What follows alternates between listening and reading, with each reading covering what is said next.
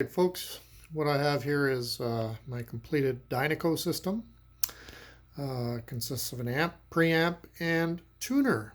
And on the side I have some Acoustic Research AR38S speakers and a Thorns TD165 turntable. I do have some Dynaco A25s out in the garage, but I didn't feel like humping them in here to set everything up in here right now. I do like these speakers much better. They're very tonally, they're just beautiful. Anyway, enough said. So what I wanted to do was make some matching components, and of course, as you know, Dynaco does not make turntables. So what I did was I dusted off my old TD165. I actually put a TD160 into the old plinth I custom made for it, and I put this back into the TD160 plinth, which was kind of banged up, marred and scarred and all that sort of stuff. So I decided to use the same veneer as I did for the Dynaco components on this turntable. You can see it actually is custom rebuilt by myself. This was a rescue unit, and right now I would say it probably sounds way better than it did even brand new. Moving over to the Dynacos, of course I have a stereo 150 amplifier that I had recapped and changed out all the old problematic transistors. All transistors are replaced with the exception of the output transistors, which I have a brand new set, but these ones were fine, so I've kept those in. The FM4, which is my latest addition and completion. The only thing that's not complete right now are the labels. As you can see, I have them on the PAT4 here.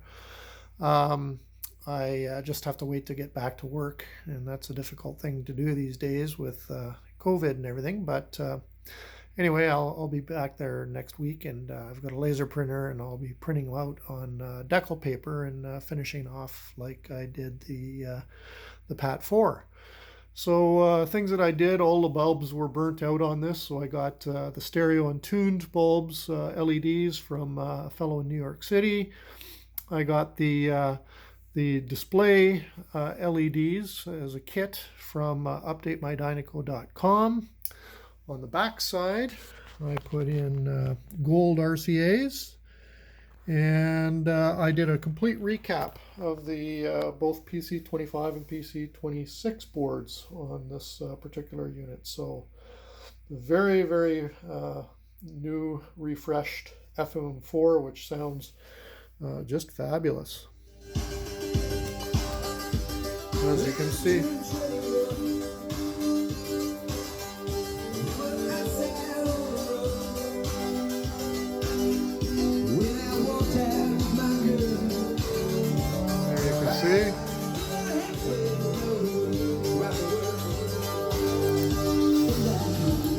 I don't really want to trip off any alerts on YouTube here, so we'll just flip her over to tape. And actually, I think I'm at the end of the tape here. It's an Nakamichi CR3A that I have to augment my system.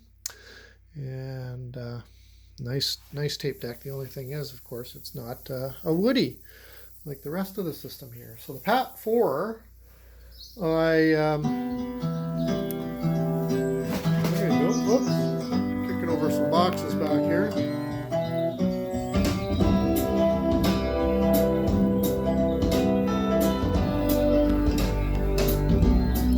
And once again, I don't want to trip off any kind of problems with YouTube. So with the PAT4, I did the tone control switch. So this is no longer a filter switch. It's actually a tone control on and off. That's an option from updatemydynaco.com, so you can bypass your bass and treble controls and go more of a straight through kind of sound without adding any tonal characteristics to your source music. I also put the PAT4 Renew kit, which is a new line amp, and line boards and phono boards combined, power supply boards, I did the front face and back face recap of the components that are off the main circuit boards, and a whole bunch of other tidying up the inside and everything. So this is essentially a new preamp, and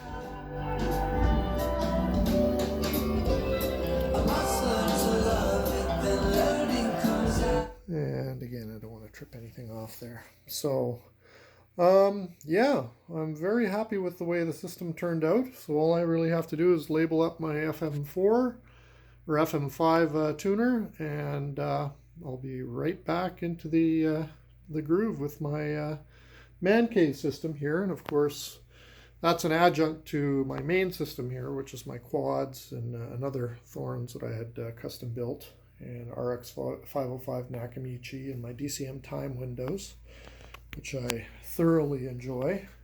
It's probably the best system I got in the house. Anyway, there you have it, my completed Dynaco Woody system. Thank you for watching.